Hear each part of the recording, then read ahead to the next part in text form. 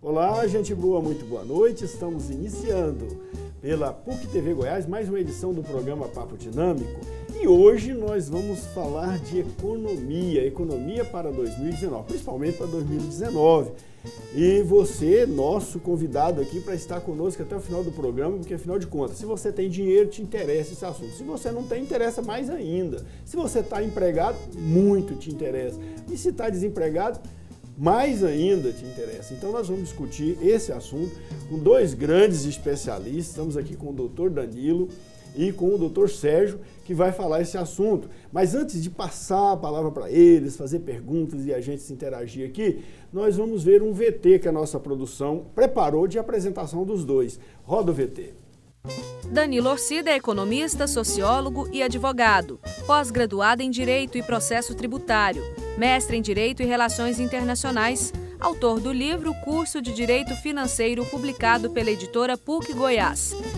Sérgio Duarte de Castro possui graduação em Economia pela PUC Goiás e doutorado em Ciência Econômica pela Universidade Estadual de Campinas. Foi pró-reitor de Pesquisa e Pós-Graduação da Universidade Estadual de Goiás, UEG, e secretário nacional de Desenvolvimento Regional do Ministério da Integração Nacional. Atualmente é professor titular da PUC Goiás, no programa de mestrado em Desenvolvimento e Planejamento Territorial. Doutor Sérgio, muito boa noite, seja bem-vindo aqui no Papo Dinâmico. Boa noite, Daniel. Obrigado pela presença aqui, viu? Muito obrigado pela presença do senhor. Doutor Danilo também, muito obrigado pela presença. Boa noite, seja bem-vindo aqui no nosso Papo Dinâmico. Eu que agradeço o convite, uma boa noite ao professor Daniel, ao professor Sérgio e aos que nos assistem em casa. Perfeito. Por que tem tantos índices para medir a economia, doutor Sérgio? Tem INPC, IPCA. Aliás, eu não entendo bem a diferença. Eu sei que um é IPCA, IPCA, índice de pesquisa... Índice de preço. Índice de preço do consumidor amplo. Uhum. E tem o outro que é Índice Nacional de Preço ao Consumidor, que é o INPC e o IPCA. Qual a diferença dos dois? Bom, primeiro a gente precisa entender que economia é algo muito complexo, né? E tem diversos indicadores para medir os seus vários aspectos. Esses dois índices eles são medidas de inflação, de aumento de preços. A diferença é que é a cesta que se toma para fazer o cálculo da inflação. No caso do IPCA, a cesta é um pouco mais ampla, pega faixas de renda um pouco mais amplas do que o anterior. O INPC, né? E tem o IGPM também. E as diferenças muitas vezes são grandes, né? Por exemplo, nesse momento do ano, o IGPM está muito alto, chega a passar de 10% nos últimos 12 meses, enquanto que o IPCA, por exemplo, está menos de 4%, em torno de 4%.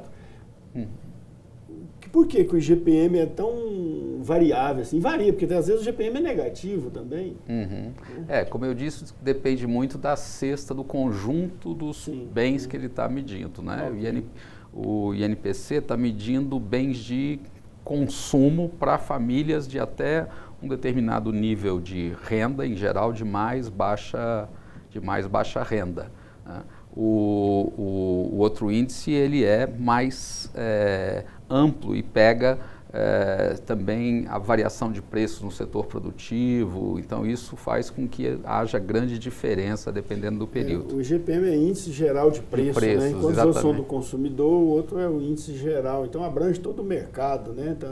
Exportações, importações, entra tudo no IGPM, não é, doutor Danilo? E um outro ponto que os diferencia são os órgãos que realizam as respectivas pesquisas. Por exemplo, o índice que é calculado pelo IBGE.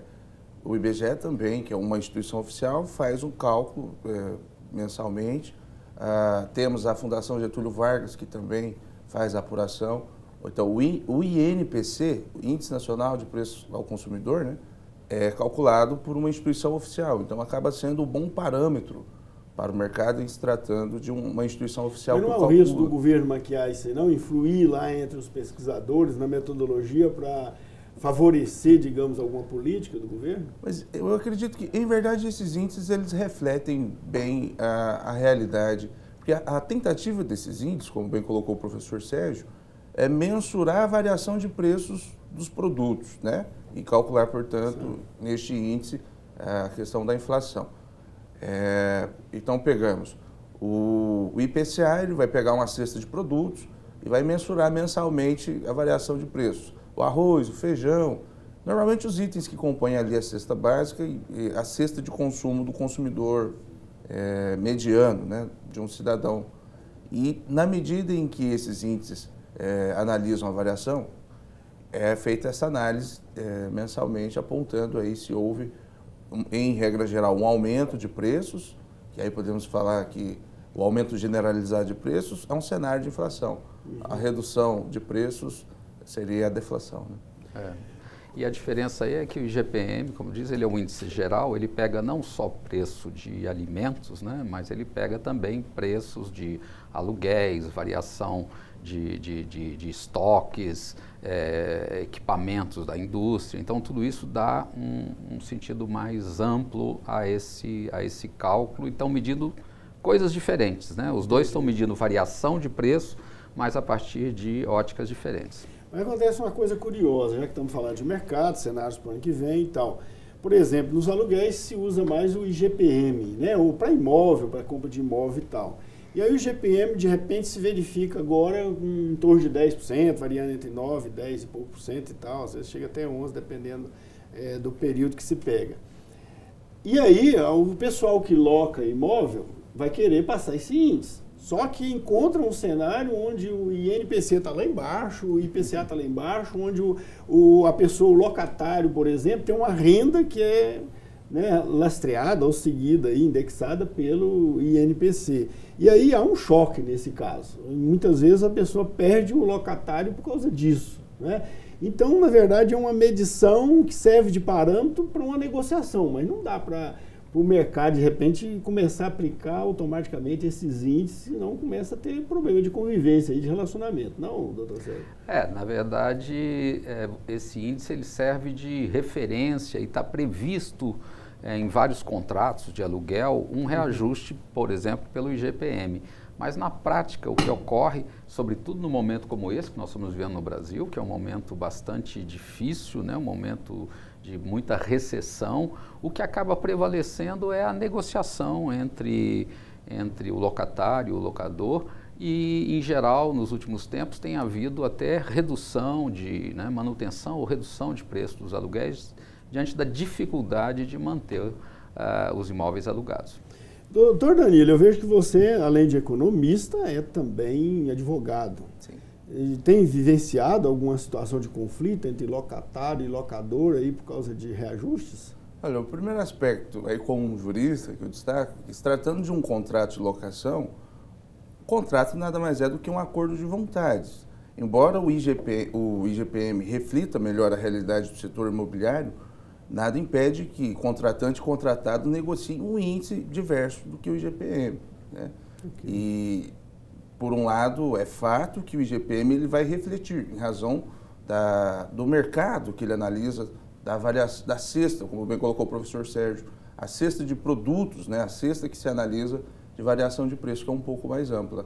Mas nada impede que nesta relação contratual que se construa, inclusive, a possibilidade do não reajuste, né? Sim. Já que contrato aí é uma relação de acordo de vontades.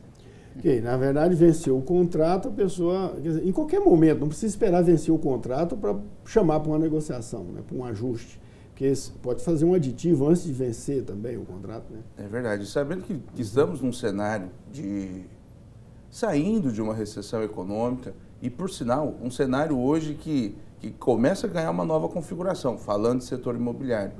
Falando da capital goiana, por exemplo, hoje se observa um grande número de imóveis sendo ofertados. Então não é um cenário tão fácil como há 5, 6, 7 anos atrás para se alugar um imóvel. Não se aluga com a mesma facilidade. Perfeito. Enfim, aí, insisto, nada impede que contratante e contratado negociem, já que o que rege essa relação contratual aí, este acordo de vontades, né, que é o contrato, será princípios. Entre eles, a ideia de pacta sunt servanda, são princípios desta livre possibilidade de estabelecer esta contratação. O que é interessante nesse momento é exatamente a grande incerteza que nós estamos vivendo com relação ao próximo ano, né, que acaba também afetando muito. O fim das eleições não nos garantiu uma certeza maior para o ano que vem? Não. Eu diria muito ao contrário, né? Quer dizer, se por um lado, que a gente está assistindo hoje, é um momento de certa euforia, né, de certa recuperação da confiança e das expectativas, né, do mercado em função da eleição de um candidato mais comprometido, pelo menos em tese, com medidas de reformas mais liberalizantes. Eu acho que essas expectativas são de curto prazo, né? Então você tem nesse primeiro momento uma valorização dos ativos, uma valorização na bolsa, uma revalorização do real, e acho que isso, inclusive, pelo menos a curto prazo, deve se refletir no preço dos imóveis, né? Já está se refletindo no preço de carros usados, etc. É uma certa euforia que vai ter um certo impacto no sentido de atuar no sentido do crescimento. Por outro lado, nós temos anunciado também um conjunto de ações bastante recessivas para enfrentar esse quadro, né, por parte do novo governo, como, por exemplo, forte redução do investimento público, contenção de salários, né, possível redução da arrecadação com as propostas que estão aí de reforma tributária. Quer dizer, tudo isso joga no sentido contrário do longo prazo. Então, nós temos, digamos, uma pequena lua de mel que não se sabe exatamente quais são as consequências a longo prazo, que estabelece aí uma grande instabilidade, né, sobre o que se espera para a economia brasileira aí no próximo ano, nos próximos anos. Ok, vamos fazer o seguinte, vamos fazer um pequeno intervalo e daqui a pouquinho nós vamos dar sequência nessa reflexão que o Dr. Sérgio acabou de iniciar aqui, que na verdade é um passeio. Nós estamos diante aqui, ao lado de dois grandes, estou no meio, né, de dois grandes especialistas que têm conhecimento e também experiência, e nós vamos fazer uma viagem, digamos assim, uma viagem em 2019, para dizer como é que vai ser o ano de 2019. Então, essa expectativa em relação a 2019, nós vamos traçar ela em detalhes daqui a pouquinho. Então, aguardo você, é rapidinho, daqui a pouco a gente volta.